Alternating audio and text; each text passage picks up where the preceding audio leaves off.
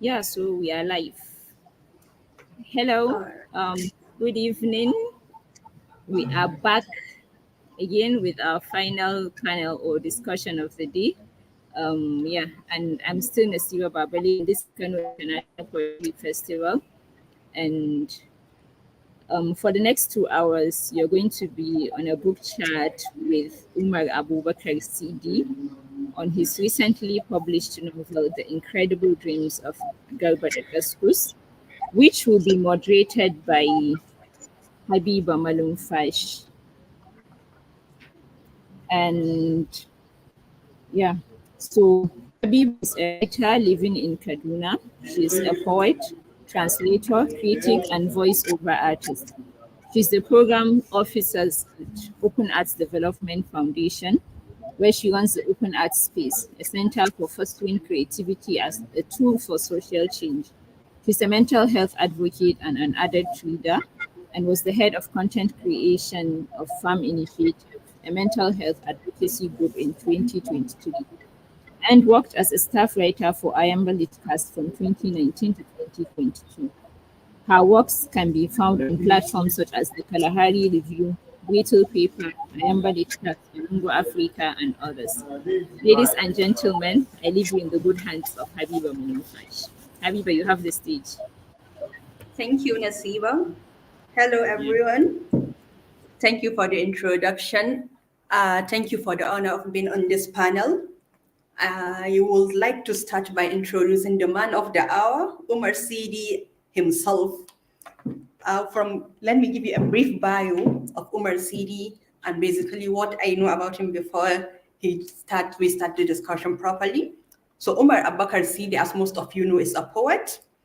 He is a soldier, an aviator, and he has published his first poetry collection, which is The Point of Dust, followed by Like Butterflies Scattered About by Atrascals.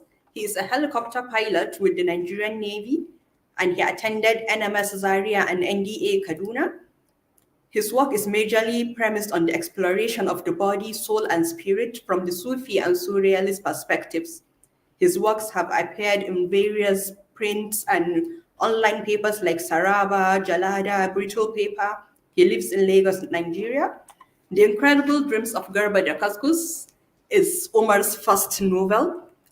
It has been an anticipated book from the moment it was said Umar Said is releasing a novel, not a poetry collection.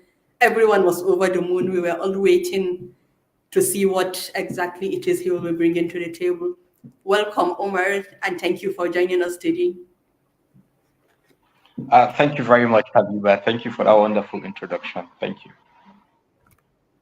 I think before we go wherever with the book, I think the first thing I want to start with is to hear about the incredible dreams of Garba Dakaskus from your point of view, from your mouth. Like, they say nobody can tell you something like the owner of it. So from your point of view, from your description, what is the incredible dreams of Garba Dakaskus? What is it about? Tell the audience a brief introduction to the incredible dreams of Garba Dakaskus, please. So I think this is a very difficult question. So I think, but to answer this, I'll just borrow from what you said about the book, because I remember when after you read parts of the book, you said you got the book thinking that you're going to read literary fiction, and then you realize that the author or something is a dreamer. So I think it's about the dreams, and I hope they are incredible dreams of the narrator of the novel called Garba Dakaskus. That's cheating. I wanted you to give the audience something, give them, because everybody who reads this book has a different impression. Everybody who reads this book has a different summary, a different perspective. And we want to hear the perspective of the author. What is the incredible dreams of Garba Dakaskus about?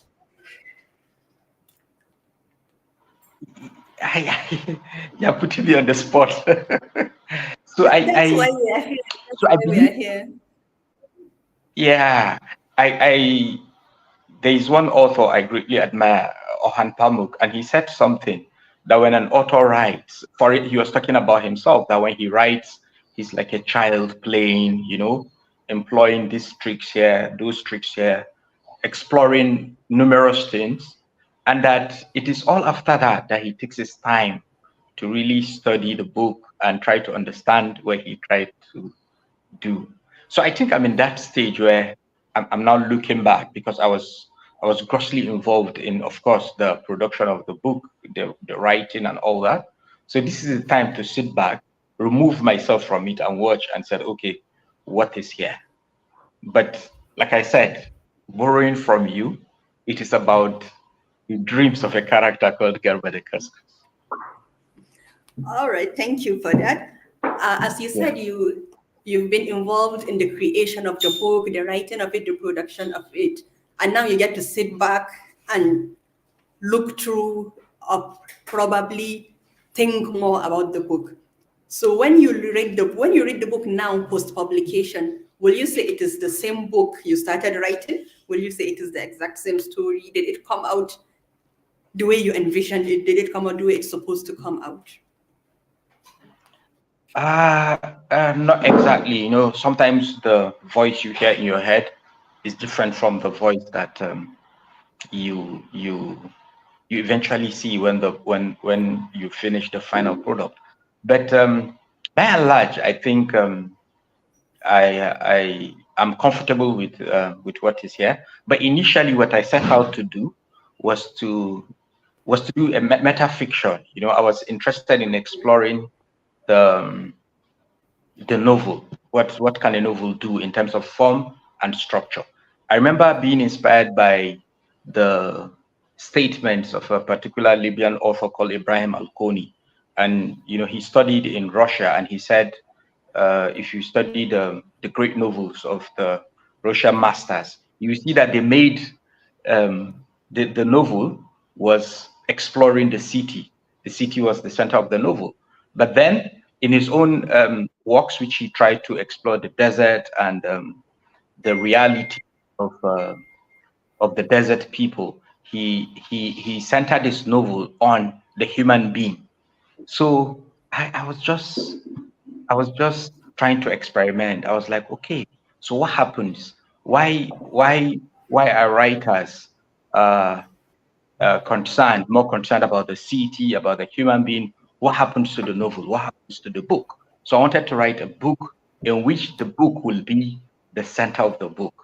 And so, the frame I had in mind, it didn't come out that way, was to have someone exploring a book, reading the, like trying to explore the cover, then, read the opening sentence like that. And that will lead us to exploration of the idea of letters, particularly the first letter, which is one of the themes or ideas I explored in the book. So it didn't come out that way. I must say. Yeah, I understand the aspect of a book not coming out the way it was meant to or the way you envisioned it from the beginning. But like you said, you are satisfied with the end product of what we have in our hands. Yeah. Regarding that, can you give me a brief, what have people told you about this book? Apart from, I've given you my opinion of the book, even before I read it, when I read the first few chapters. What other impressions have people given you about the book, their thoughts, like what they thought of it, and what did you think about that? Yeah, so I think so far so good. The reviews have been very positive. Many people said so many things. Of course, there's the idea that the book is very complex. There is the idea that it is enchanting. There is the idea that the book is all about mesmerizing dreams and all that. And of course, there are readers I've seen who are like, oh, this book is too dense, too intellectual and inaccessible. So, but I'm really surprised with the quantum of positive reviews. I totally did not expect that. I thought this is just going to be like book that will be appealing to very few people. But so far, the reviews have been very, very positive. And there are people who feel that this book is about the ramblings of a madman. And I think just about 2 or 3 days ago, I had a reader, we're very close. He was involved in the production of this book. And he said that he feels this is not about the ramblings of a madman because he is seeing threads that are properly woven, and he's in the process of reading. He hasn't finished, and he said he's interested in this journey to see how all these threads will lead to whether they will lead to a coherent tale or not. But for him, so far, he doesn't think this is about the rambling of a madman. So the reviews have been very positive and encouraging. What about the opinion that you are Garba Dakaskus? What do you think about that? I don't think so. I'm not Garba Dakaskus. I'm not Garba Dakaskus at all. I had that impression that you are basically Okay. writing an autobiographical text, that you are basically Garba Dakaskus. So let's establish the fact that I was never admitted in a mental home. Garba Dakaskus was admitted in a mental home. Yeah, even though he volunteered to do so. I've never been to Quarry, so I'm not Garba Dakaskus. Well, I'm sure some people will still have that opinion. After all, they say fiction is basically 80% facts and 20% the author's imagination. So most people will still believe you are Garba Dakaskus. Let's see. I think if you remember, there was a time we talked about the part of abstract thinking and abstract writings and how people think in abstract ways or other ways of thinking. And I asked you what the voices in your head sound like, what the story in your head always feel like. And you told me there is no story in your head in the way I envisioned it. Can you tell me more about that? Like, how do you envision stories? How do you see the story before it gets to paper? So if I remember what you said exactly, I think you said, in what language do I think when I'm writing stories?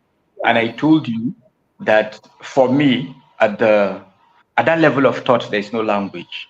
I see in images. I try to visualize the story. I don't hear. Yes, when the characters talk, of course, I do hear them talk.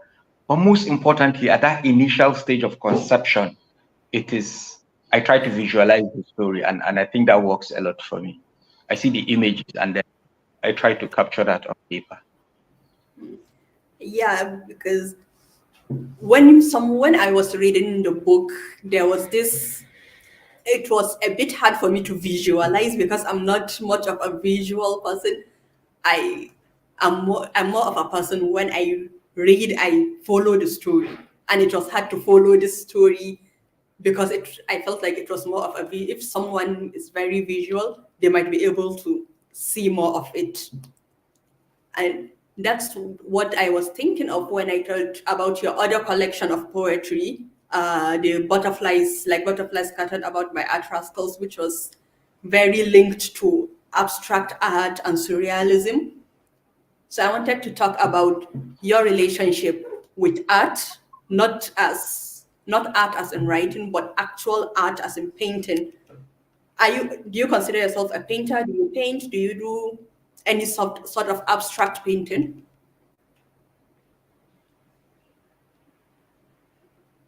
Sorry, Umar, are you here? I think I've lost Umar for a bit. Hello? Inter. Hello, Umar?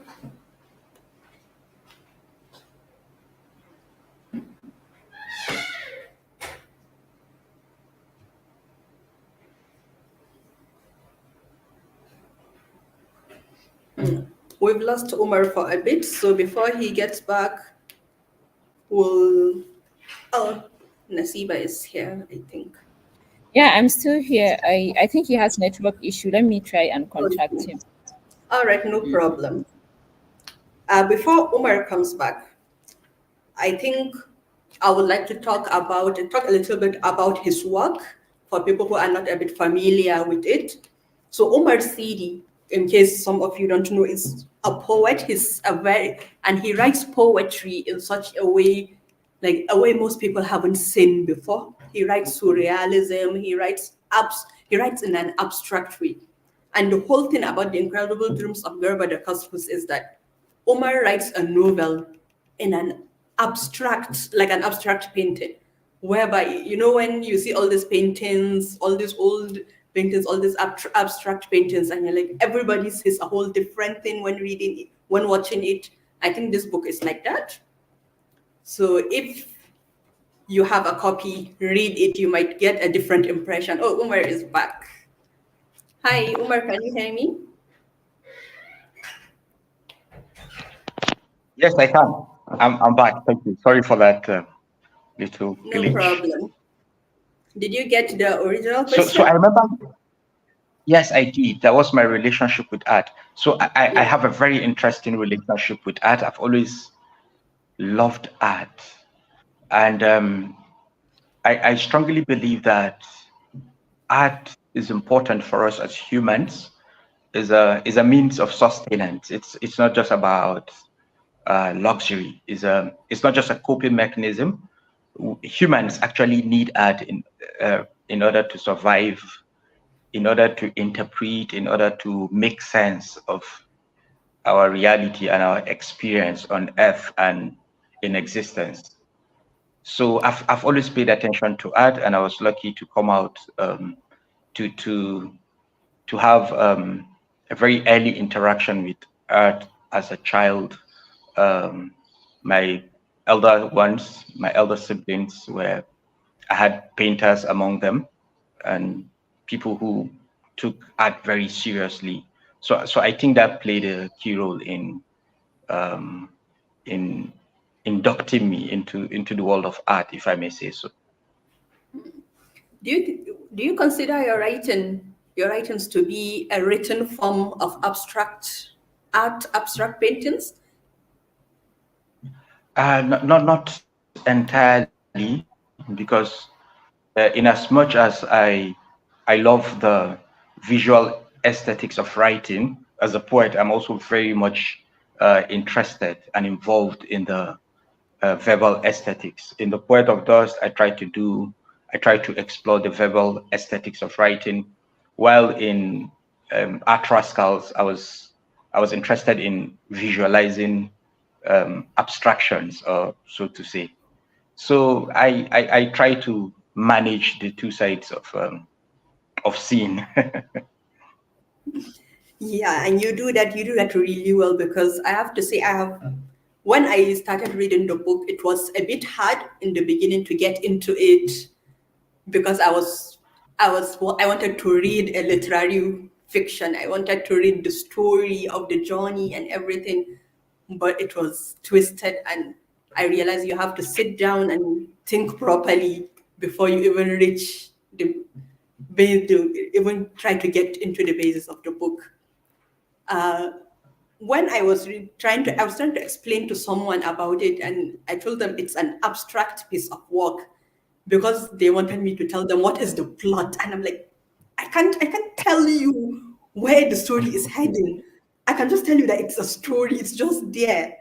What do you think about that when people read your work, and they ask you, where is it heading? What is the climax? Who are the characters? Because it seems like you just put the story out there and you're expecting the reader to figure something out of it. Well, so one of my friends, Jumoke Verisimo, wrote a book, a novel called A Small Silence.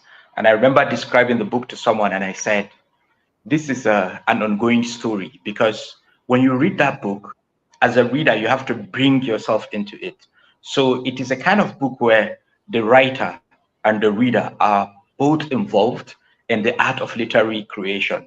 I know it can be difficult, for instance, for people who are not for non-initiates, people who are not exposed to or have experienced that kind of writing.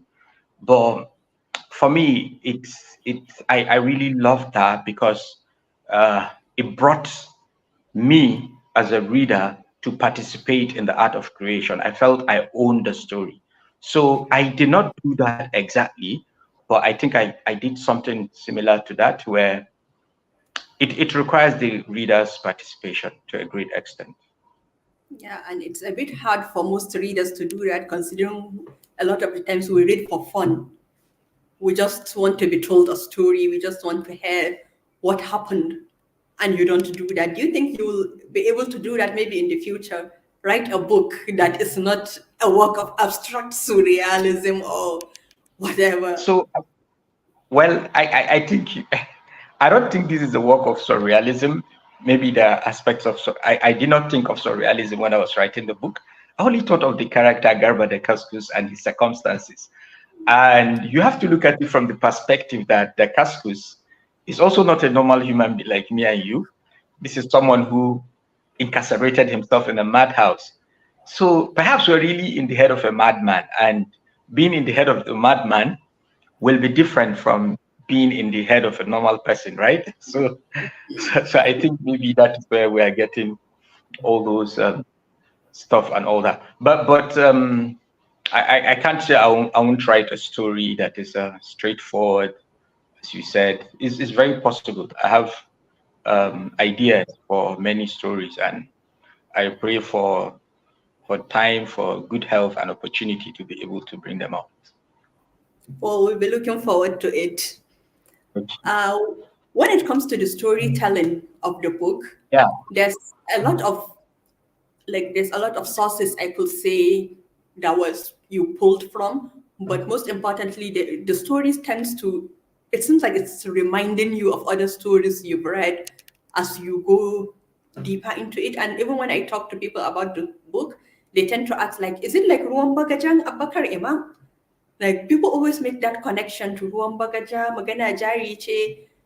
And at first I didn't see the connection, because I'm like, Ruwan Bagaja is very straightforward. You started from somewhere and you went somewhere. This is not as straightforward. But then I saw the connections a bit with the personification of the animal characters, the putting in the animals in different spaces. Will you say Abakar Imam was a strong contender or a strong person who like impressed you or gave you the idea to write this book? I love this question. Very interesting. So when I was writing the book, right, if you were to ask me who influenced me, I would say, for instance, that I always like to call Calvino, because when I read Italo Calvino's If on a Winter's Night a Traveler, it changed my perception about writing, about literature and all that. And from Calvino, I began to explore other writers like Borges, who impacted immensely on Calvino. Then I would like to say I was somehow influenced by Orhan Pamuk, My Name is Red, The Black Book and all that, and also Jorge Luis Borges. But that was in my head when I was writing this book. But when I finished, during the editing process, one editor now made comparison with Abubakar Imam's Magana Charichi. In fact, you see it on the back of the book, in the blog, there is a mention of Magana Charichi. And that's when I began to think, and I was like, yes. And I think the first book I ever read in my life, a complete book, is Magana Charichi by Abubakar Imam. That's the first book I read. So I want to say I was immensely influenced. And then if you look at the character of the Grand Vizier, the parrot and all that, and then even to the idea of the origin or let's say the identity of Garba Dakaskus, where we had this will I call them eccentric philosophers and professors who created stories by manipulating parrots to read and tell stories, and they recorded these stories and they were publishing them as the works of Garba Dakaskus. I didn't realize that all along I was influenced by Abubakar Imam, and in fact that that idea of an animal telling a story is the centerpiece of this work, apart from the animal characters, because we're talking about who is actually Garba Dakaskus, because there is a contention. Is there really a Garba Dakaskus? Was this book written by a Garba Dakaskus, or is it a conspiracy of some professors led by my mentor, Professor Malu Fashi, who is one of the leading experts on the works of Abubakar Imam? So I feel sometimes you do not realize the influence until you look deeply, and I think that is the work of critics. That is where critical analysis of work comes leads to. So I feel my greatest influence is Abubakar Imam, and then there's that idea of how like what would I call it, like that Benokri called it the art of seeing clearly. You know, reading Abu Bakr Imam exposed me early, and I believe with it is so with every other person who read Abu Bakr Imam, with the ability to have a very different and very deep and enchanting perspective of life. You look at life from a perspective of enchantment. You look at, and then of course, as I grew older and I came to understand that these were stories, some of them were not even like originally Abu Bakr Imam's stories, but he was able to adapt them and reimagine them. So I look at, I understood how imagination can lead you to see the world in a very enchanting and enriching way. And I think one of the things that made me think of Abakar Imam when I was reading your work was that Abakar Imam has this way of teaching you things, not just preaching or telling you about it, but instead he makes you research. He makes you think, okay, I need to know about this. I need to check this out. And superficially, you think he's just spouting words. But then when you go deeper, you find that he's trying to tell you something else. And that is something about Garba Dakaskus that is very interesting, because when I was reading it, I needed my pen and paper and a book to be jotting down some of the names of the books, the characters, just to make sure, okay, who exactly is this? Did they actually exist? This place, did it exist?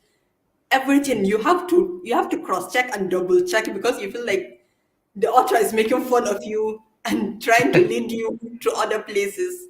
Yeah, it's a very, very interesting read. When it comes to the matter of influences, you've talked about philosophers that have influenced you, other writers like Ben Okri, like Orhan Pamuk. You always talk about the different people that influence you, the different philosophers. What about contemporary writers, like African contemporary writers currently coming up? Who would you say, whose work will you say you look forward to seeing? Whose work will you say, I read this and I'm like, yes, this is fiction, literary fiction. This is writing. Who will you say will influences you in contemporary African writers?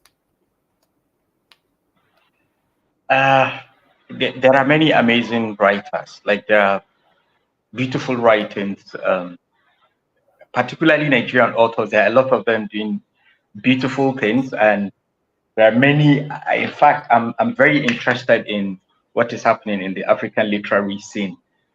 I can mention several names, but I'll mention a few for now. There is Abubakar Adam Ibrahim. There is TJ Benson. There is Muhammad Imbogasa.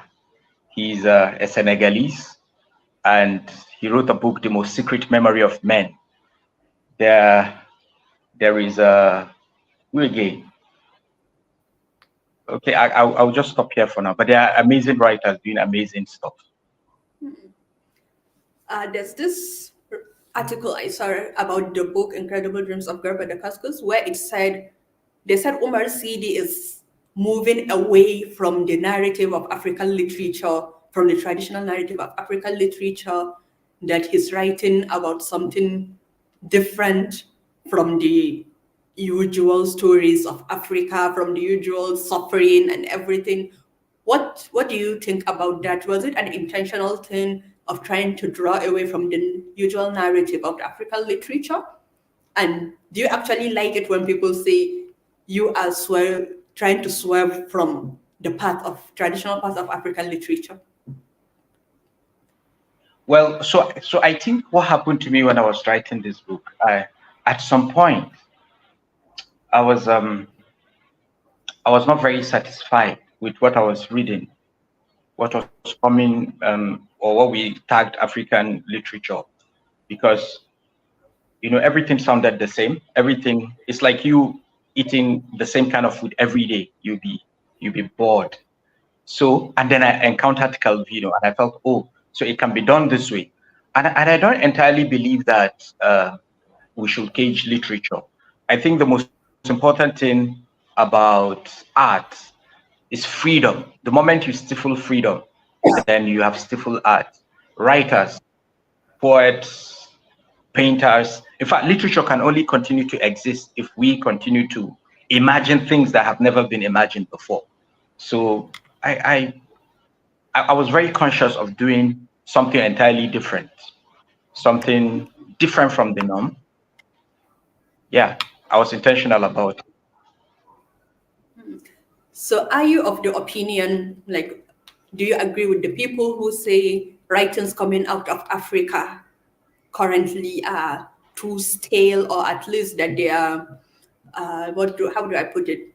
Like they are pandering to the Western idea of what Africa is? I don't have an opinion about that. But what I can say, I've been following comments about people who read African works, and particularly Nigerian fiction. And what I've seen recently, people complain about is how the books are tackling, or how the books are concentrated, or how the books are exploring the sad aspects of our life. People are calling it trauma fiction and all that. And I know there are a few writers who they say, oh, these ones, they are pandering to the West, but I've not really paid attention. Maybe that is what the West wants to hear about Africa. I really don't know. Yeah. So will you, on the topic we are currently on, I'm sure you've read Binyabunga numerous times. Yes. Most people have. So do you think, as you said, you don't have an opinion on this current narrative, but do you think his opinion when he wrote about how to write about Africa, do you think it's actually what is happening that So we I are haven't read. that he said we are writing about an Africa? I have not. Okay. So the story Go is on, that I'm listening. the whole thing about it is that he wrote how to write about Africa, and everything about it, it's a satire. It's about write about the dead children, write about the naked children with swollen stomachs. You have to write about the father who beats his child. You have to write about the poverty. That is the only way to write about Africa. So it's a satire, and he's sort of dissing African writers that this is all you do. Do you think really that is what is happening? That we have a picture of Africa in our head and we don't want to move away from that picture of Africa? Yeah, so I remember Ben Okri writing something similar to this, where he talked about how African writers are writing about, and it was during that time, when the King Prize was very popular and poverty porn was being discussed, and almost every story was poverty porn. And truly, it was the stories were very nauseating. They weren't encouraging at all. So, and I strongly believe in what Ben Okri said, that literature is not about those things we're writing about. And he gave examples with the books of the Western canon. We should write about the beautiful aspects of our own experience and our existence, as well as the tragic things, but transcendentally. And the way those writings were being produced, there is nothing transcendental about them. So I strongly believe that the role of literature is to enchant the human mind. We should write Do you stories. think We the should incredible explore dreams of stories. Garba Dakaskus, do you think the incredible dreams of Garba Dakaskus will be a sort of beacon, something to lead the way on a different way of writing about Africa, a different way of telling our stories rather than the traditional, like creating a new field or a new way of telling stories rather than the traditional way? So I'm not the best judge on that, but I also feel that writers um, should not be forced or gagged into writing in a certain way. I feel every writer should explore what works for him, within his own idea. Every writer should explore his own freedom and be free to navigate through through his own imagination. Yeah, thank you for that. I think that is the best way to put it, because there's a rigidity in writing these days. It's like if you don't put this a certain way, if you don't do this a certain way, then it's not considered literary or whatever literary is. So thank you for this introduction, because this is basically the introduction to you and your work, because I wanted people to hear about your opinions on writing, on Africa, on everything before we dive into the book. Disclaimer, I So you haven't. tricked me into talking about the book, right? I I said told you you I tricked me needed into you to talking talk about the about book. the book. I needed you to talk about the book. I'll watch out for you. I'll watch out for you going forward. You always try to dodge the question. You always try to dodge the question. Sometimes you even ask people when they ask you, what is the book about? You turn the question back to them and ask them, what do you think the book is about? So I needed you So I to think talk about the book. okay, So, interesting. like I said, disclaimer, I have not understood this book completely.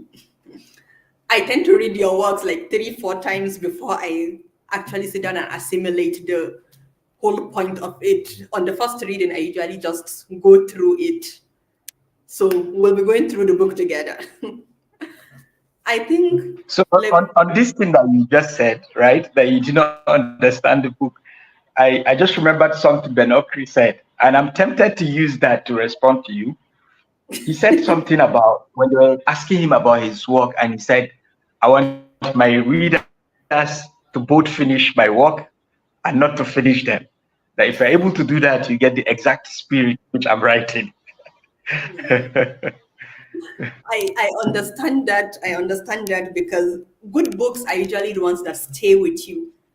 Because if I read a good book and you ask me about it 10 years later, I might not remember the exact plot, but I kind of remember that it was amazing and I still feel good about reading it.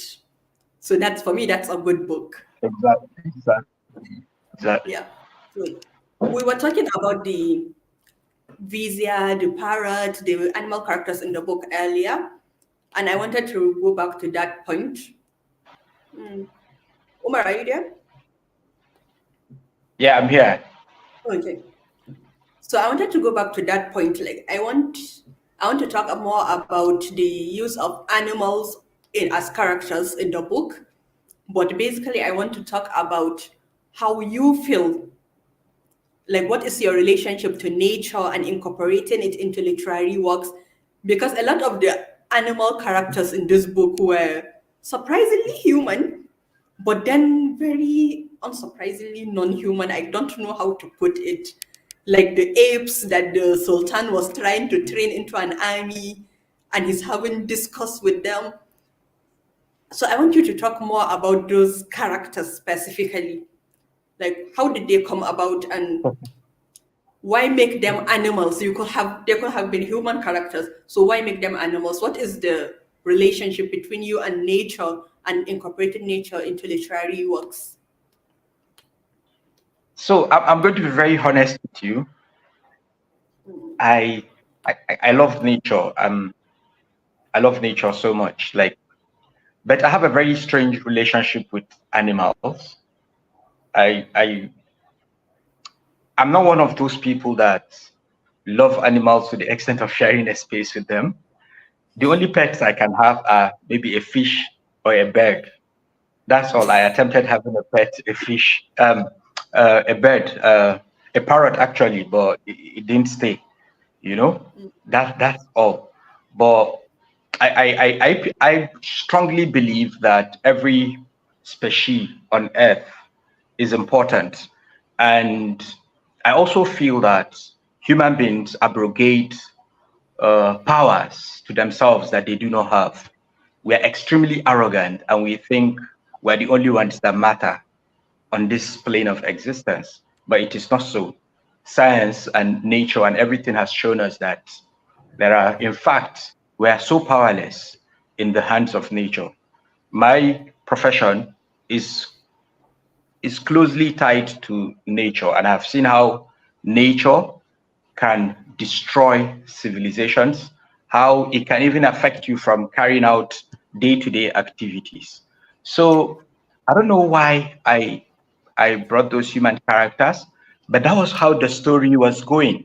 And if you remember the story, particularly in the army of apes and other animals and all that, I was writing about a particular historical incident, and I didn't want to write it in very realistic terms. So I felt the best way to convey this idea is to use animal characters, and that is what I tried to do.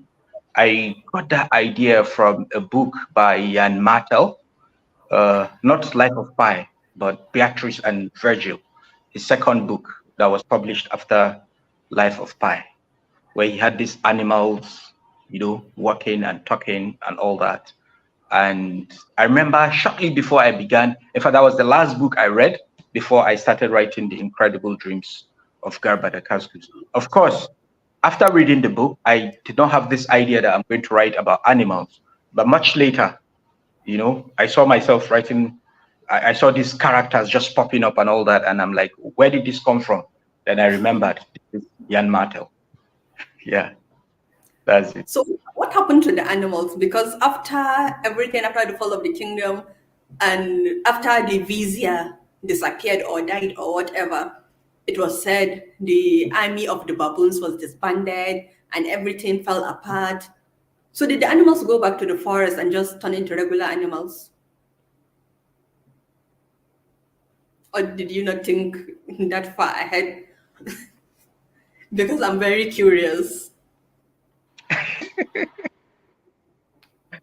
Well,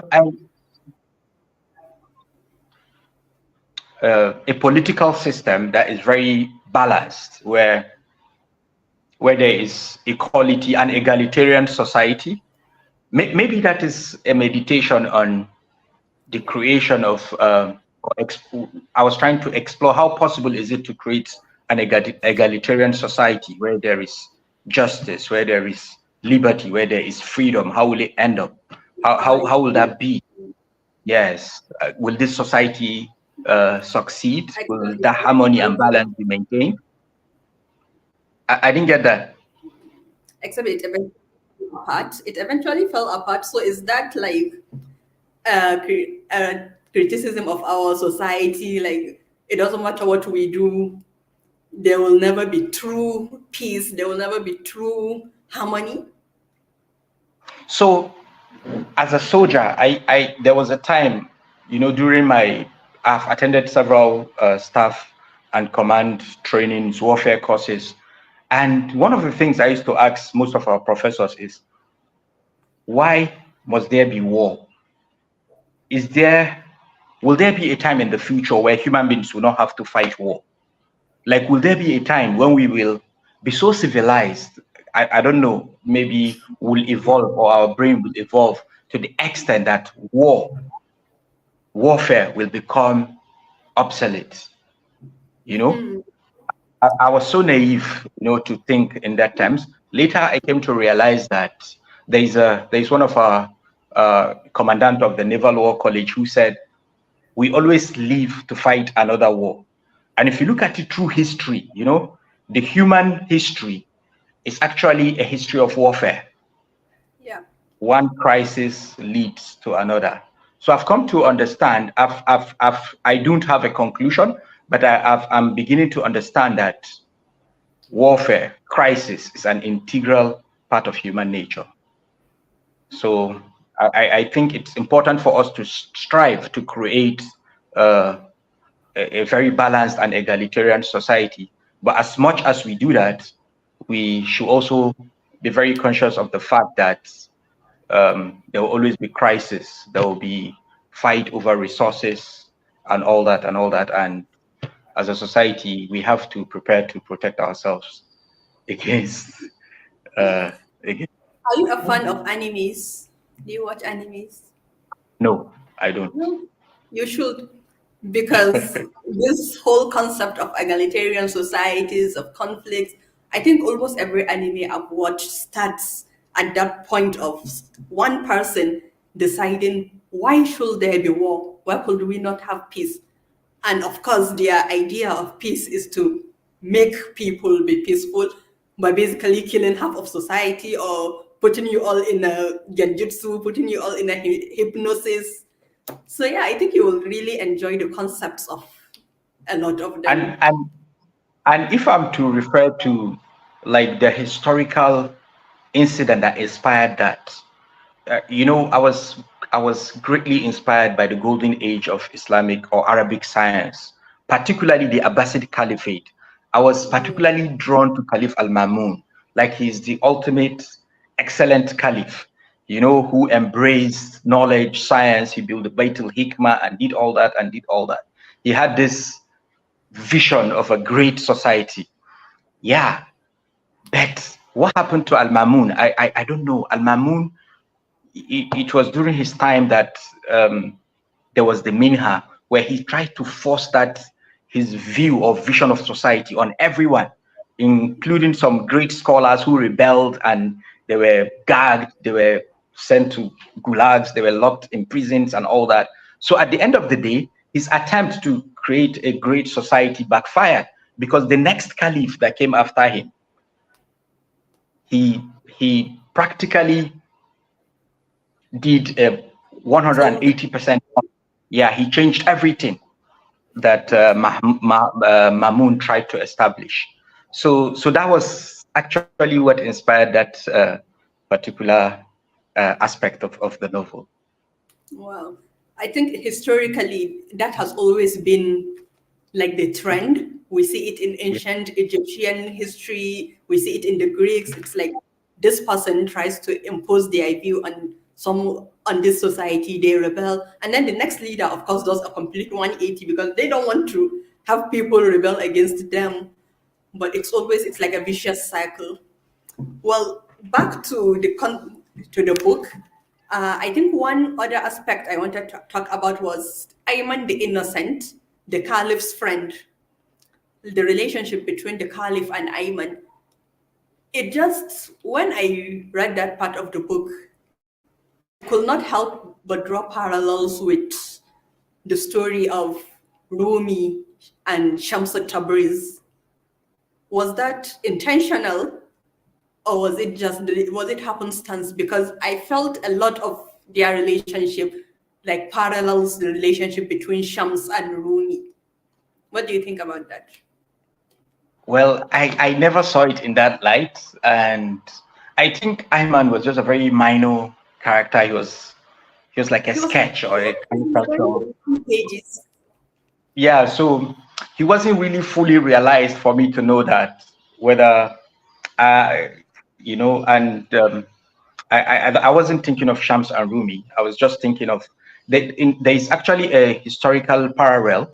I think one of the Muayyad caliphs had a monkey friend, and during my research, I saw that. I felt, wow, this could be used in the novel, and that was why I used it. I don't think it has any deep meaning, in my opinion, anyway. Okay. Yeah. No, I think it was because I was reading this book about Rumi. What was it? A Moth to the Flame. Okay. Sort of. And I don't know, I drew the parallel. I was like, this sounds familiar. So, Wow. Let's move to the madman of Damascus, the prophet. Okay. Okay. Before we go anywhere, like, you tell me, who is the madman of who was the madman of Damascus? What was is there any historical relevance to him? Is there where did you actually pull the inspiration of it? Well, I think the madman of Dakaskus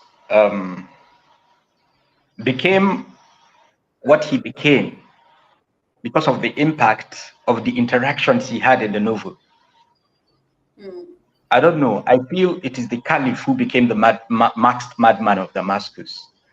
And it wasn't intended that way, but it happened. It just happened that the Caliph had to go, that the world was not ready for the kind of egalitarian society he wanted to create. And he had oppositions even within his own palace, in fact, from his own sister, who carried out a kind of palace coup against him and locked him up in a prison. So I feel it's always like that. History has shown us that visionaries are not always welcomed in their societies. And yeah, they always meet a very stern opposition and all that and all that. I think And just like I strongly believe that I have my teacher in Sokoto who used to teach me about Al-Mamun. I was taught about Al-Mamun since when I was a child. I actually first read a storybook about a little child who grew up in a palace in Baghdad. You know, he was reading a lot of books, then he became a caliph. Then on becoming a caliph, what he did was, after capturing cities, he was more interested in getting manuscripts from those cities. He established Bait al-Hikmah and all that. So I asked further questions, and this Malam would always tell me, Mamunu, like, calling Al-Mamun in Hausa, Mamunu, ya ita lurar da mutane, meaning Al-Mamun tried to enlighten the people. I think Al-Mamun was ahead of his time. So you are right, there is a parallel between the masked madman of Damascus, who was the caliph in the novel, and a historical figure like Caliph Al-Mamun. I think I like the aspect of the masked madman because the matter of madness and insanity, like there are different ways to interpret madness and insanity and different ways to use it in a literary context.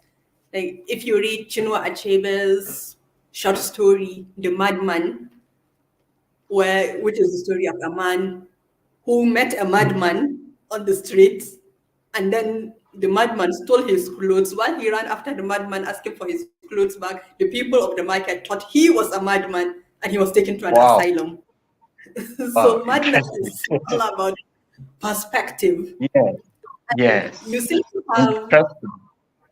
to try, like, incorporate madness and insanity and put it together with intellectualism a lot in your works.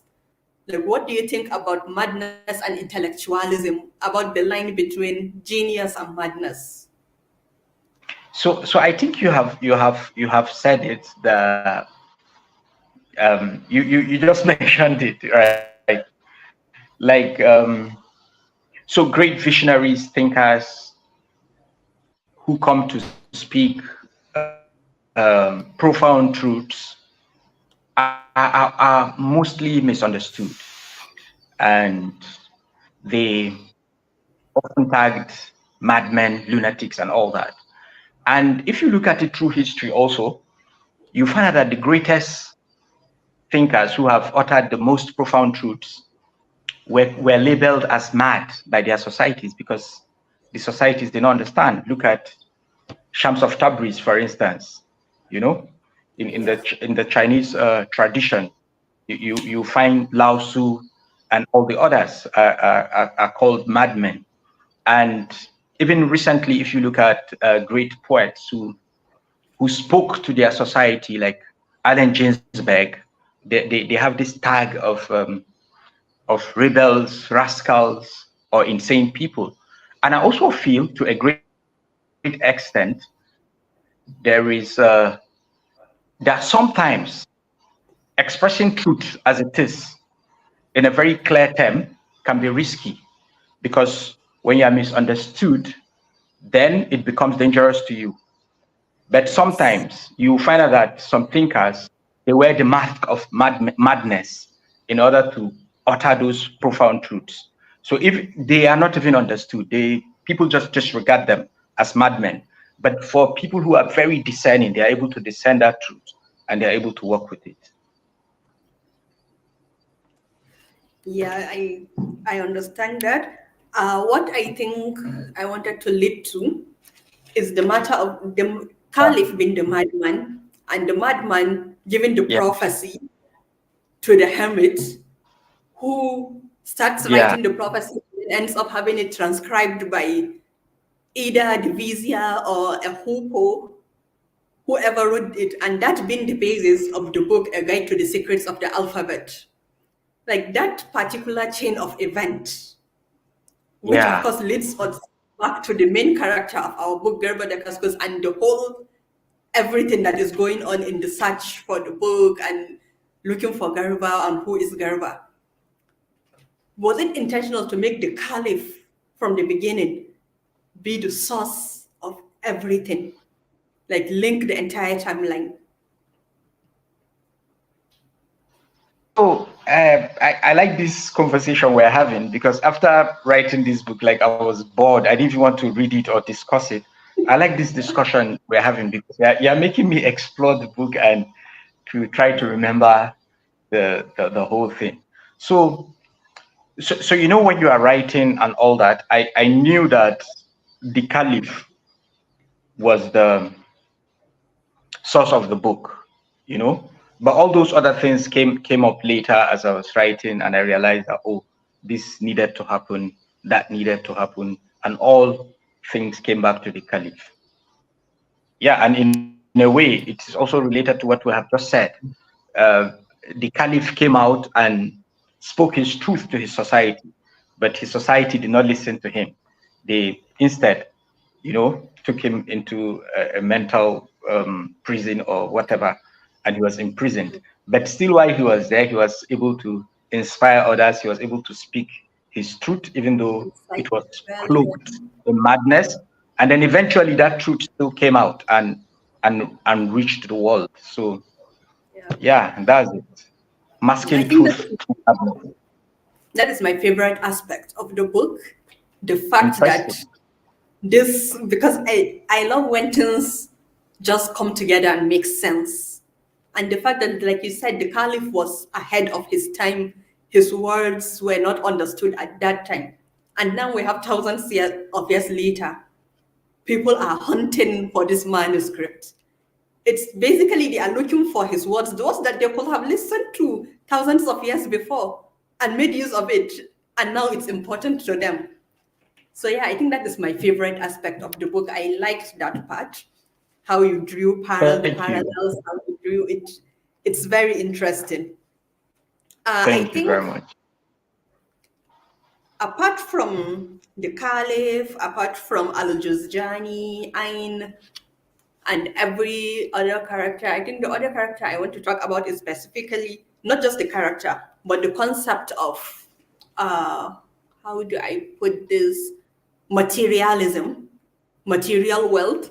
I think we have this character. Is it Ain? It's Ain, right? The Caliph's assassin or something, who was given a bride, a camel full of jewels, and he was never found afterwards. After he went to the House of Letters, he disappeared. So it's in the book, it was said he managed to understand that he was being swayed by materialistic aspects of the world. So I want to hear your views about materialism and minimalism, like the concept of the material world and the astral world and balancing those two.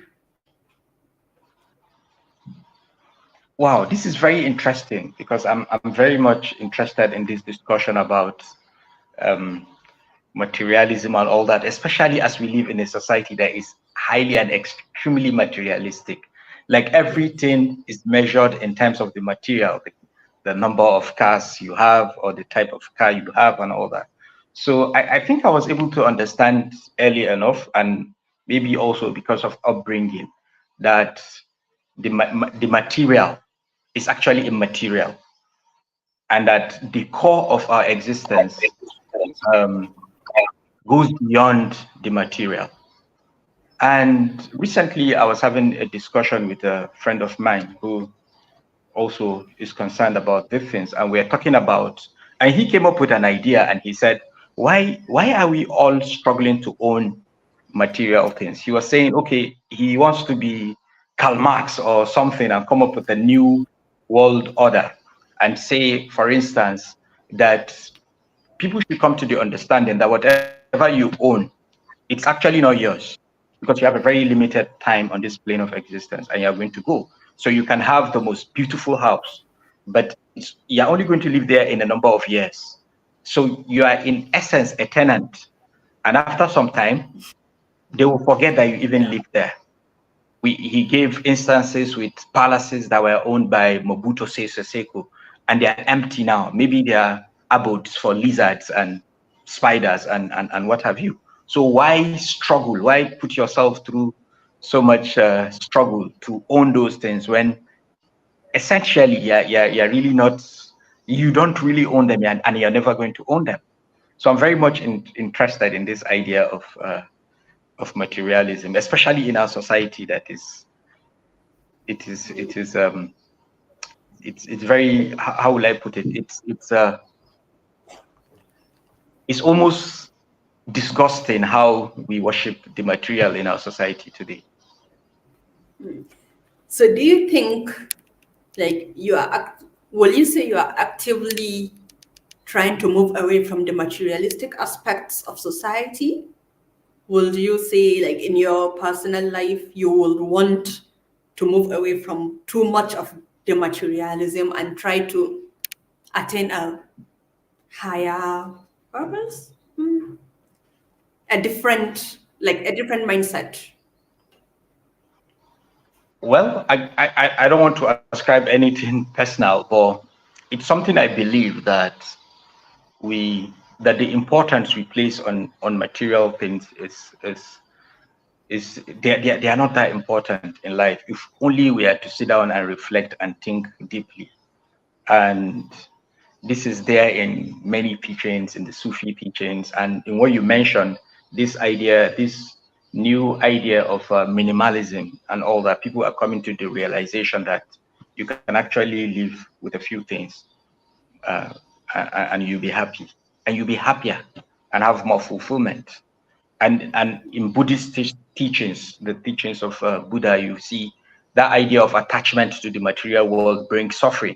So what the Buddhist strives to do, and I believe that is what every mystic in every mystical tradition tries to achieve, is to try to achieve detachment from the material world.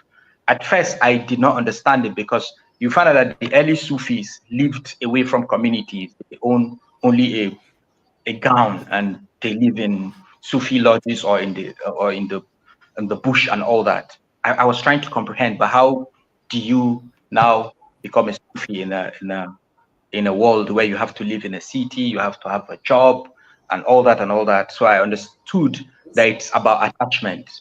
It's about attachment. The moment you're able to detach yourself from having too much attachment to material or materialistic things, then you're home and dry. Yeah, thank you for that. I think it was just a thought I had when reading about Ayn and his decision. Seems you give attention and you give meaning to everything.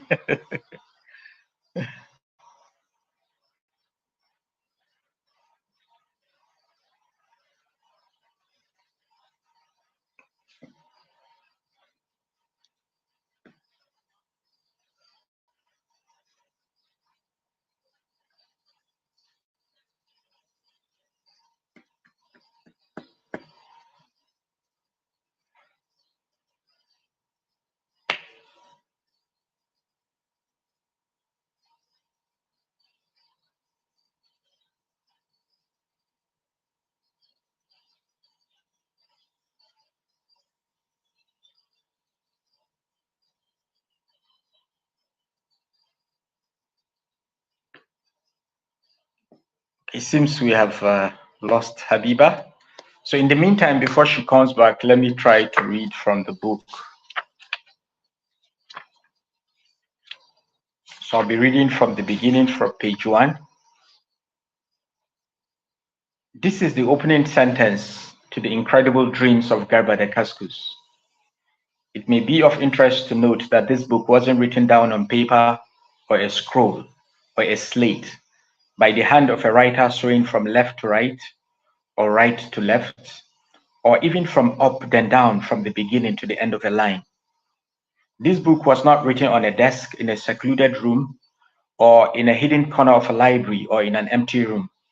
Neither was it written in a forest beneath the trunk of a large leafless tree or in some other kind of invented solitary haven of a writer obsessed with solitude. The Incredible Dreams of Garba Dakaskus was not written in the middle of a busy road or in a train peopled with musicians playing loud drums or a theater equipped with ultra-loud sound speakers or at the Gargatuan airport of a cosmopolitan city or during an Owambe procession in a large African megapolis, close to, no, in the middle of the chaos and combustion of modern life. The book was not written in the vicinity of light or under the incandescence of a reading lamp or the omnidirectional beam of a naked bulb, or even under the flickering luminosity of a flaming candle. But this does not mean the book was written under the weight of darkness. Pause. Has this information set sail the vessels of your mind into the sea of doubt, the sea which leads to the ocean of unbelief, the gateway to the void of extinction, the starting point of the space of nothingness? You're not afraid of nothingness, are you? Okay, Habiba is back. I'm back. I lost my network for a bit. What are we Okay. talking about? That discussion sounds amazing. I want to hear what that discussion is about, the nothingness. Okay, so I was reading from the book because you went there. Okay. Yeah. Yes. All right. Thank you for waiting for me and reading from the book. You're welcome back. Thank you. Okay, let's go to a different aspect of the book. Let's go back to Garba Dakaskus himself, or at least the one who calls himself Garba Dakaskus. Okay. So from the beginning, we know that Garba Dakaskus is the principal character of the book that is being written by the author. And then the author seems to assimilate into the character and takes the identity of Garba Dakaskus. So what I want to talk about is the cabinet of, what was it? The cabinet of mysteries, the cabinet of curiosities. The cabinet of curiosities. The cabinet of curiosities. Yeah, thank you. So inside the head of the author are different characters and different themes, different plots, all vying for attention. And sometimes they seem to take over because everybody wants his story to be told.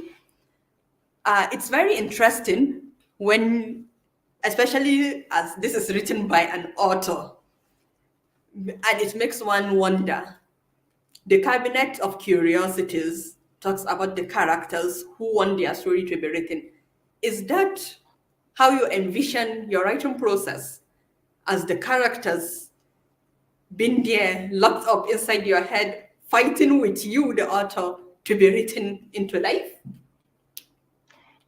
Yeah, this is very interesting. And I think this is very much true. As long as there's that fear that when an author speaks this way, people will think the author is mad or crazy or something. But it is true. Like there are madness is genius. There are characters that will give you sleepless nights. They won't allow you to sleep. They will possess you. They will make you convulse. You have no option that to sit down and write them. And this happened to me recently in a work I'm working on. And I had this woman character who was just to do something. She was just to steal a knife, a dagger. She did it. She went demanding for her reward.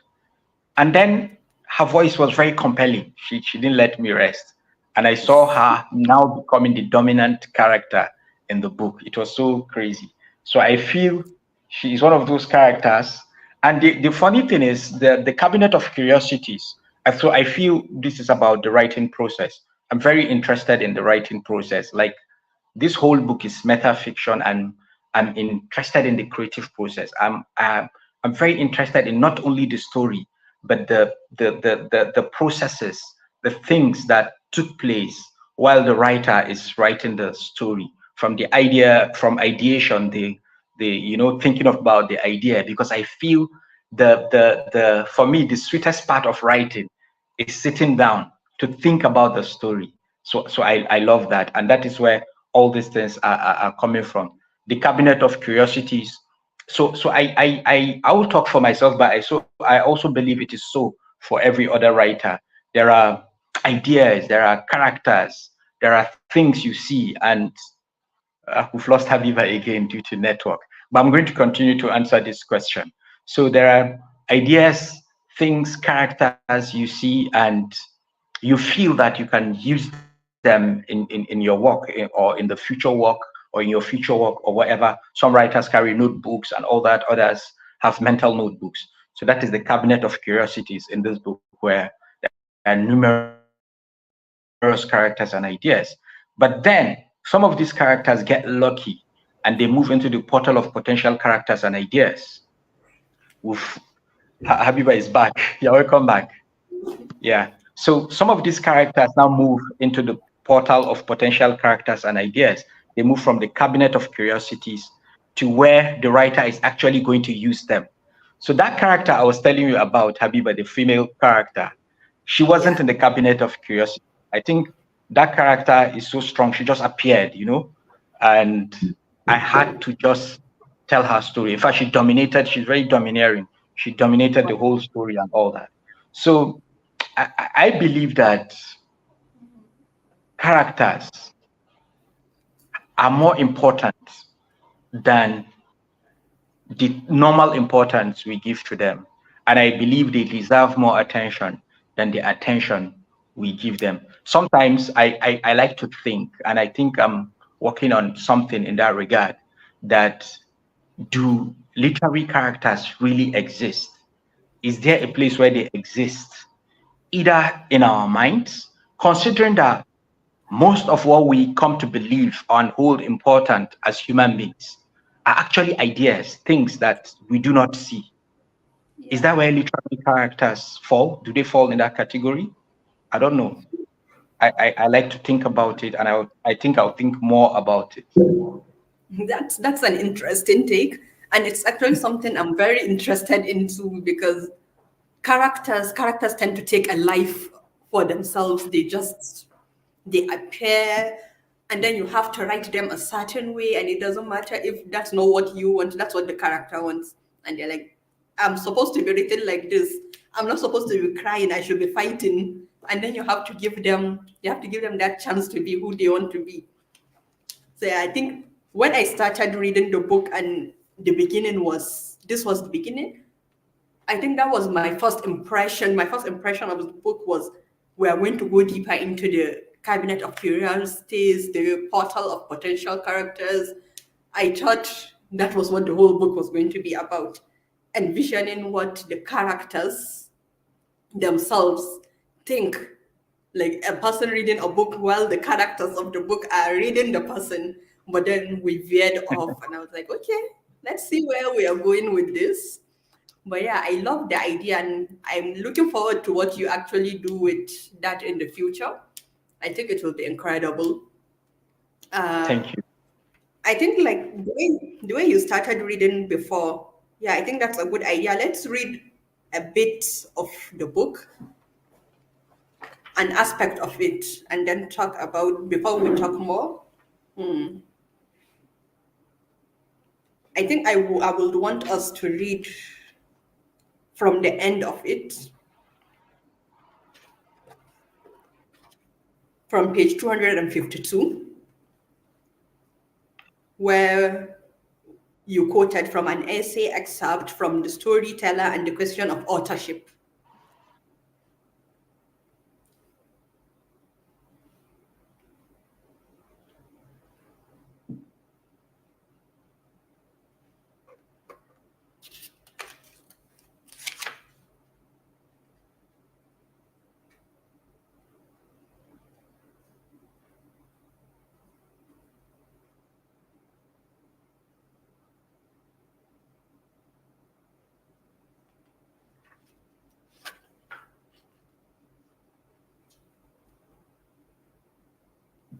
Hi, Umar, can you hear me? Shine Hoki. The part that I want Umar to read from is from page 252, where we get the actual story of the incredible dreams of Garba Dakaskus, where at least we are given how the book, The Incredible Dreams of Garba Dakaskus, was written and why it was given that name.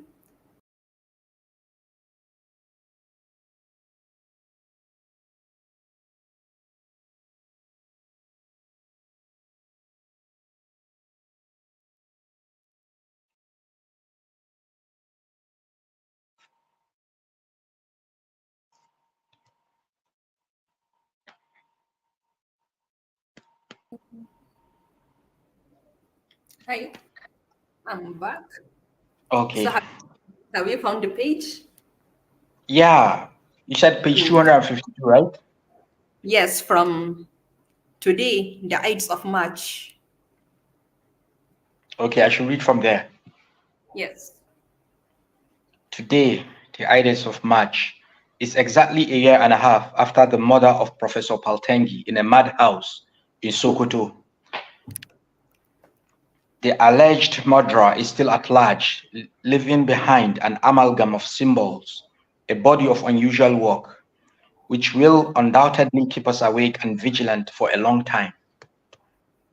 It is highly unlikely that a murderer will choose literature as a conventional form.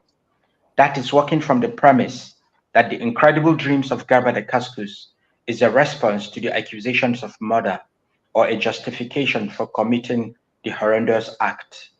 However, this should not evoke surprise, given that literature has always offered sanctuary to murderers, the obvious example to me at the moment being Humbert Humbert in Nabokov's Lolita. Is this essay then an investigation into murder mystery? Far from it. This is essentially an exploration of the meaning of authorship and the utility of fiction. And I make bold to say, even though this may not appeal to my friend, Inspector Tangaza, that while condemning the act of murder of any kind, I see Garba Dakaskus not as a murder suspect, but as a giver of life. Let me explain. It is largely unknown. It is a largely unknown fact that works of literature are now being used for the treatment of mental illness. Dr. Zayan, the director of the Kore Mental Home, was conducting a research in that field when Garba Dakaskus, a novelist whose principal character narrates his story in a mental home, appeared at his doorstep, seeking help. Dr. Zayan was enthusiastic about the project, and he genuinely offered Dakaskus a place to get inspiration for his novel. Currently, two novels are being administered as medication for mental patients in Kore Madhouse. If this experiment succeeds, then Dakaskus and Zayan will be celebrated for having discovered the mental health benefits of literature. The question that is most expedient for now is that of the author. Who is the author of The Incredible Dreams of Garba Dakaskus? The unanimous answer, of course, is that the author is Garba Dakaskus. This question becomes necessary because of the following considerations. Thank you. Garba Dakaskus, the murder suspect, has been. I didn't get that. No, I said Hello, Habiba. we could stop here. Hi, can you hear me? Yes, very well. Hello. Okay. I can hear you. So I was saying, okay, thank you. I was saying we We could continue? stop here. No, Okay, let's stop here for now. Fine. All right. Okay, thank you. So I think what I want to talk about next is the style of writing. Like when you were reading it out now, I'm sure you too must have heard it as you were reading. You write as if you are truly, as if the book is truly not been written, as if someone is just, as if I'm not reading a novel, but a book of nonfiction, as if the book is as if it is real. There is very little of fiction in it, and it's surprising because, I mean, it's a whimsical story of animals and sorcerers and prophets and prophecies, and yet we make it sound so much like non-fiction, as if I'm reading history. How do you do that? And why do you do that?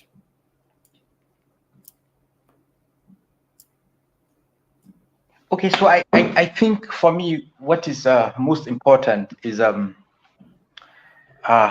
do I call it? So I wanted the reader to believe the narrator, and I feel one of the best ways for which is to earn the trust of that narrator. Yes, earning the trust of the reader, and the best way to do that is to make the reader a friend. And so I felt that by writing the book in a manner where it appears as if the writer or the narrator is having a conversation with the reader is truly one of the ways in which you establish that trust and closeness and all that. So that is why I chose to write it in this manner. In fact, to trick myself into doing that, in the initial draft, the narrator was actually telling the story to someone, to a silent interlocutor, but that was edited out just so that it will appear that the narrator is actually talking to the reader. I wanted the reader's participation in the book. It's like a It very felt close very friend of real. yours, yes, telling you his most guarded secret. It felt like that, And of course, especially the places where the writer will pause as he's telling the story, as like, oh wait, there's someone at the door. Let me go and chase them away, then come back to the story. And there I am sitting and yeah. reading and waiting for him to check on the door to come back and continue telling me the story. It's incredible. It's incredible. The way you write, the way you, like I said, it felt not like I was reading fiction, as if everything that has happened in the story is real. And I must commend you on that particular aspect of the book. The writing is beautiful, the narration, I loved every aspect of the narration. And despite the fact that it's the part where most people say they don't really understand or doesn't capture their attention, I think you did really well with that. Thank you.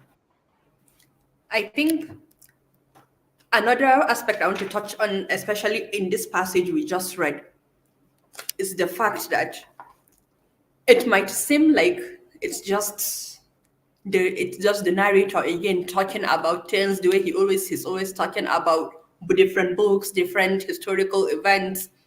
But the fact that he was talking about the mental health benefits of literature, of an experiment of trying to cure mental health issues using literature from Dakaskus and Zayan, is actually very interesting, because I believe that literature and art is a way of curing mental health, because we don't give enough credit to the arts as a way of managing our mental health issues, as self-care basically. Because reading a good book for me is self-care. When I am tired, there's a particular book I read. When I'm happy, there's a particular book I read. When I'm angry, there's a particular book I read. Because even when I want to be angry, I will read a particular book to get myself to that point of anger. So Interesting.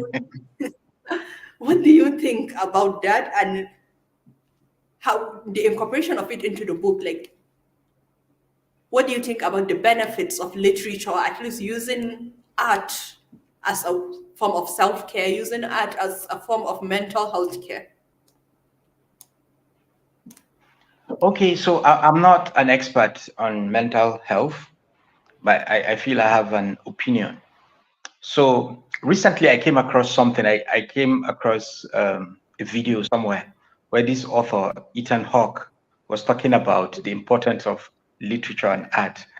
So he said it is not just luxury, it's not just entertainment, that it's about survival.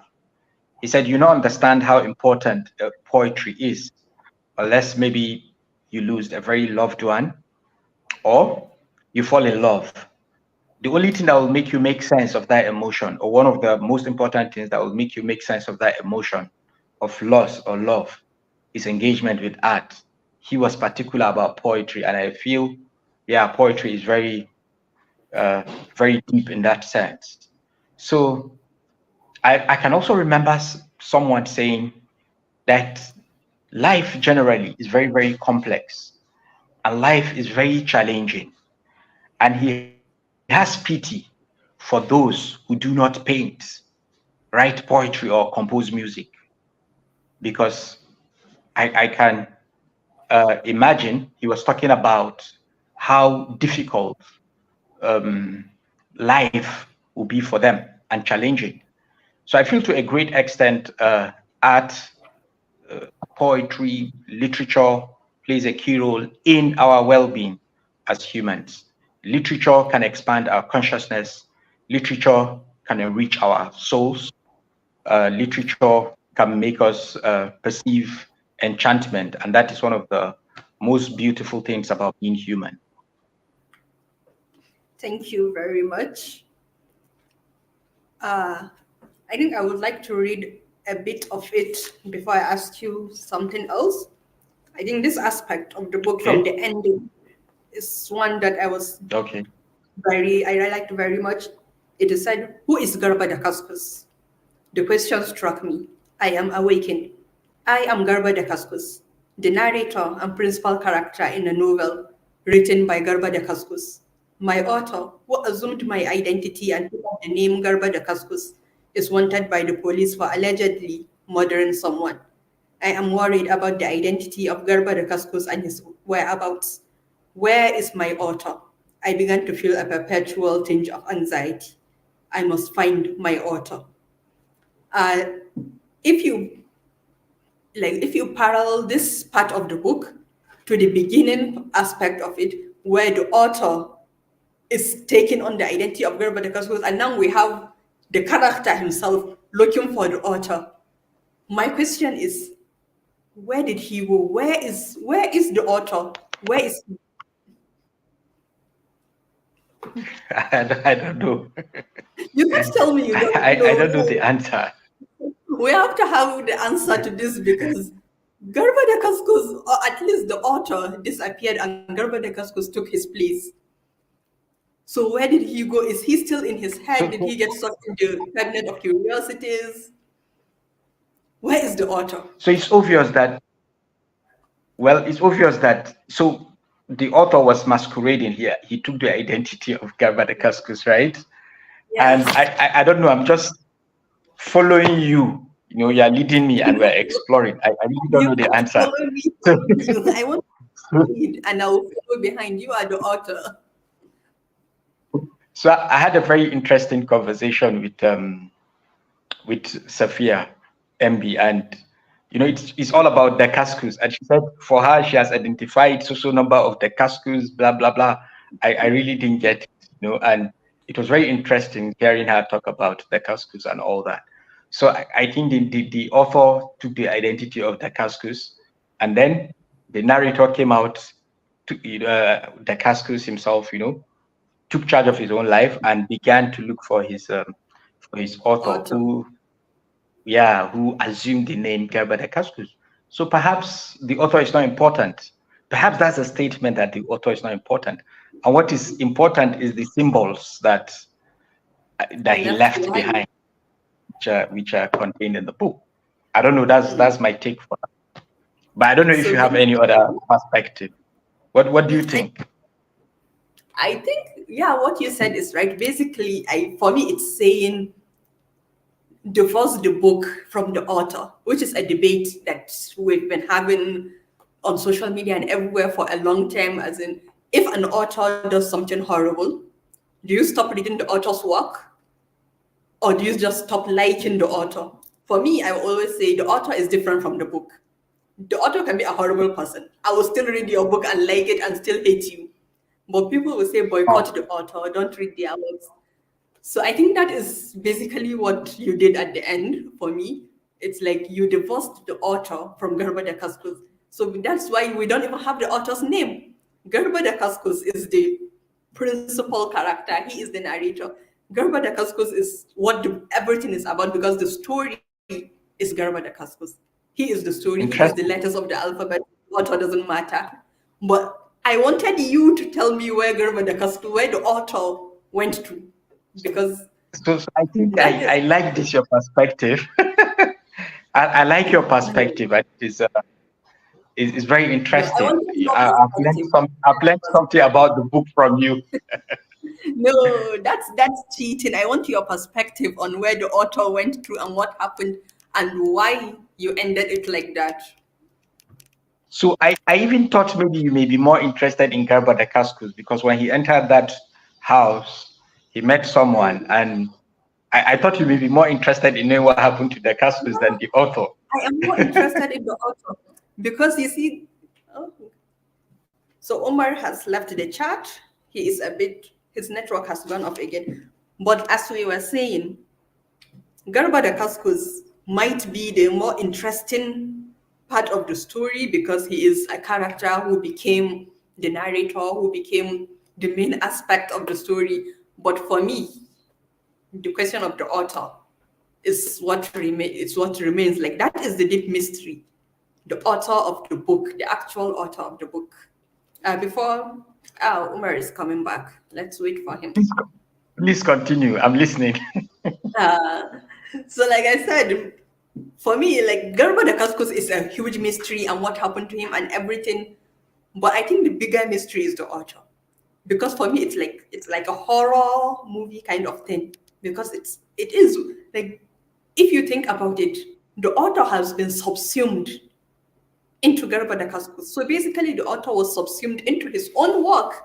He has been subsumed into the book. And that's horrible. I need to know that he survived somewhere, that he's fine. If not, I then think what about you as a I writer? I think I know where the author is. Okay, I'm I waiting. suspect that those characters in the Cabinet of Curiosities, they dragged him, they sucked him in there. Basically, this is coming from what you just said. I believe they sucked him in. So he's there in the Cabinet of Curiosities. Perhaps you come back as a character. Who knows? Huh. But then if you think about Maybe. it like that, that's a very horrifying view. Because think about it personally, you as an author, imagine being sucked into the cabinet of curiosities in your head, and then imagine Garba the Couscous that you wrote takes over your body, and he is now Umar Abakar Sidi. And the actual Umar Abakar Sidi is somewhere in your head. What if I'm not talking to Umar Abakar Sidi? I'm actually talking to a character in your book that has already subsumed you. Then what?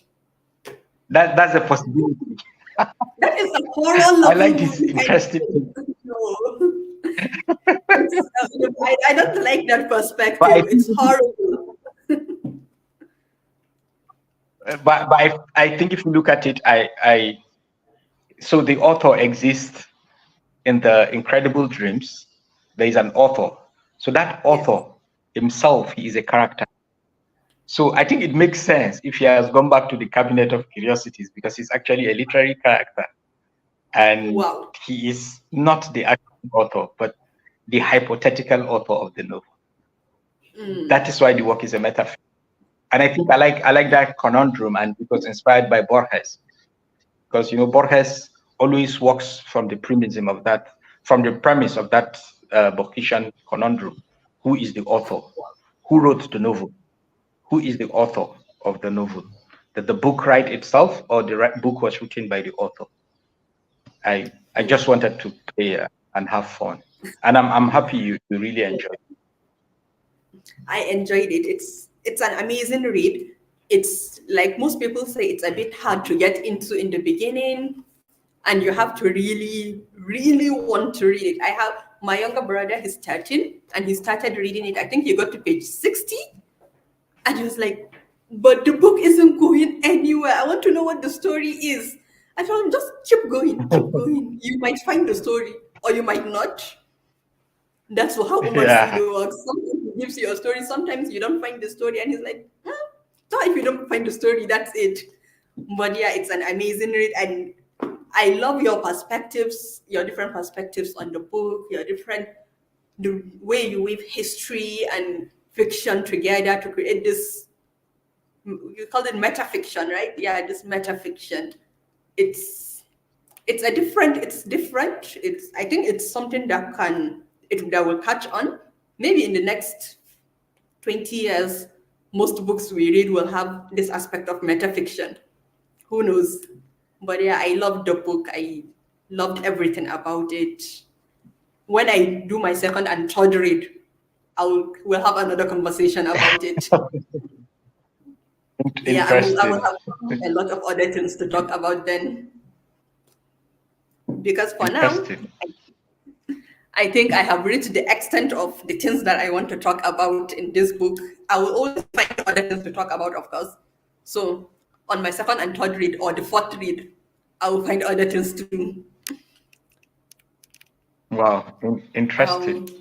Um, so thank you so much for the discussion. It was an amazing discussion. Talking with you is it's always a joy. You have this way of sending my questions back to me. You never answer a question straightforwardly. Like, you And never answer I have my some questions for you.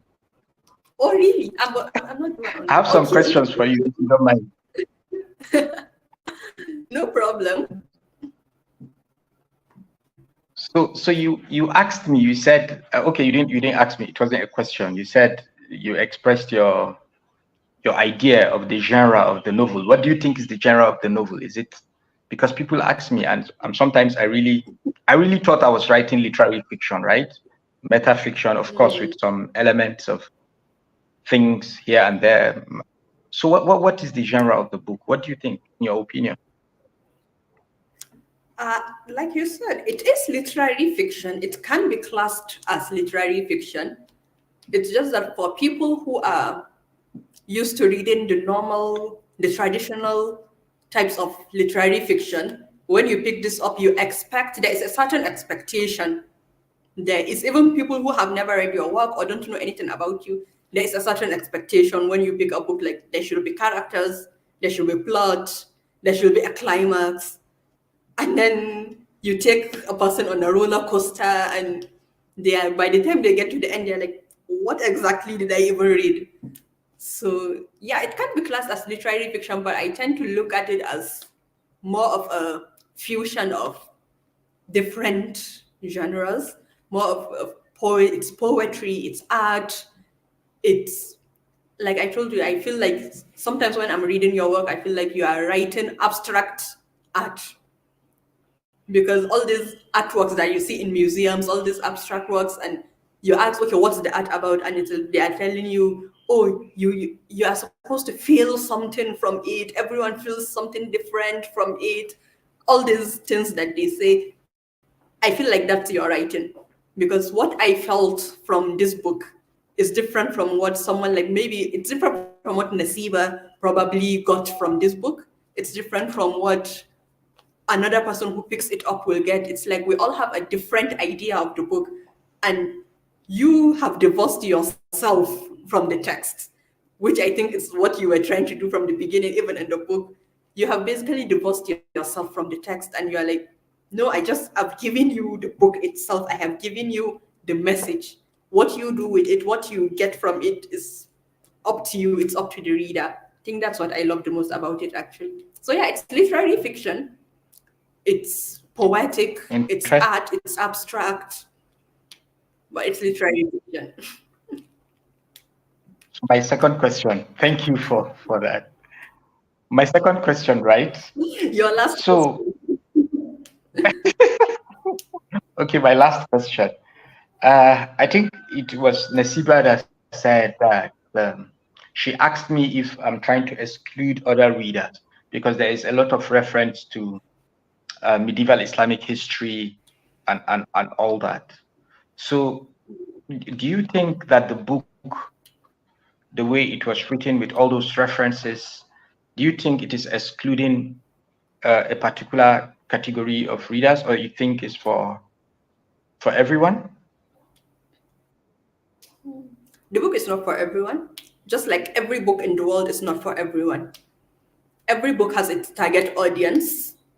Every genre has its target audience. For this particular book, I don't think the references and everything in it will put off someone who picks it up in the first place.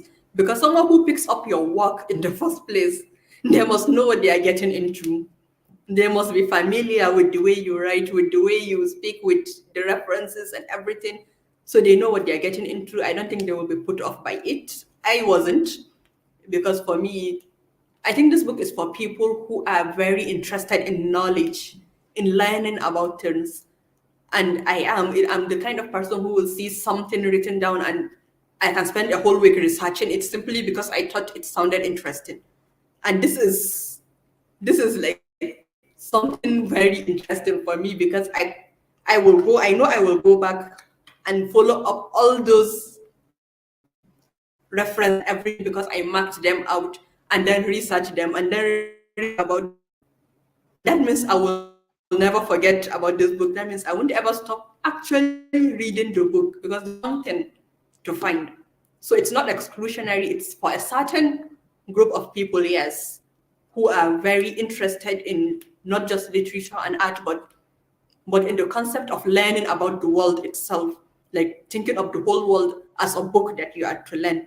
So yeah, it's not exclusionary. And if it comes to the matter of religion, religious symbolism and everything, I don't think that will be an issue for someone who truly wants to learn, who truly wants to read for the passion of reading, for like when you read and you want to absorb the work. I can read I I read ancient Egyptian history for fun. I read ancient Greek histories, Chinese histories. So why not read ancient Islamic history? Any person who is truly interested will not feel excluded or discriminated against. Not really. Wow. So this response is to Nasiba, because I don't think I was able to answer her question. I All like right, your take Nasiba, on that. I answered your question. No, Umar, we will have a longer discussion. The more I read, we will keep having more discussions about this book. And then as you are releasing more books, we'll be having more discussions. Before we close up, I wanted to ask, the last time we talked, you were talking of going to Timbuktu, going to Mali to look at the old sites because of our new work you are writing or something you are working on. So I wanted Yes. to ask, like, what exactly is it that you are working on? What should we look forward to? Is it a novel? Is it a poetry collection? What else are we looking forward to from you in the next few It, years? it's a novel and it's about Timbuktu of the past, looking at Timbuktu, the past, the present and the future. And also there is this idea I'm working on, or I've been thinking of Timbuktu in a different light, because Timbuktu is not just a city, it's also a symbol of everything, of intellectualism and all that. And if you look at it from the historical books, you see that one of the things that attracted the Europeans to come into hinterland Africa was to find Timbuktu and also to discover the source of the Niger. And one of the why because Abraham Creix sketched his atlas, the Catalan atlas, where he sketched Mansa Musa holding a scepter of gold. And they were all drawn to this idea that this is a city where there's so much riches, that the streets are paved with gold and all that. And that inspired a lot of explorers to really come in. In fact, there was a prize for I can't remember the amount of money, but for the first explorer that will reach Timbuktu and then come back to tell the story. Of course, that was all in preparation for the colonialization of Africa. Yeah, but Yeah. interestingly, the first explorer who got there never got back, and that kind of interested. I got interested in that in Alexander Gordon Laing. He got into Timbuktu. He didn't see the gold. Of course, Timbuktu was just a trading center. There was actually no gold in Timbuktu. He didn't find the gold, but he said something that Timbuktu has completely met his expectations. So I'm interested in knowing what expectations were there, what he found, and eventually what happened to him. Because, you know, of course, I think he died. He was killed historically. But what if he was not killed? What if something happened to him? What if he was consumed in the mystery of Timbuktu? So that is what I'm If he time working on. travel, Yeah. Yeah. right? Well, we're looking forward to it too. Thank you so much, Umar, for this conversation. It was amazing. It was very enlightening. It's always a pleasure talking to you. I will continue it, like I said, over the next few months and the next few years as I read the book more. But thank you so much for joining me here today. And thank you to Cap First, Salim, Nasiba. You guys are doing amazing. Will be seeing you in Kano, inshallah. So bye. Thank you very Thank you much, so Habiba. much. Thank you. Yeah. Yeah, thank you. Thank you so much, Habiba and CD. Thank you for such an interesting session. Thank you And very much.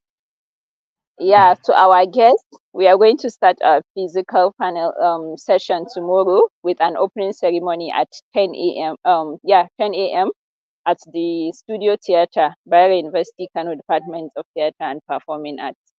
So see you guys tomorrow and have a good rest. So, Sadaq Allahul Azim.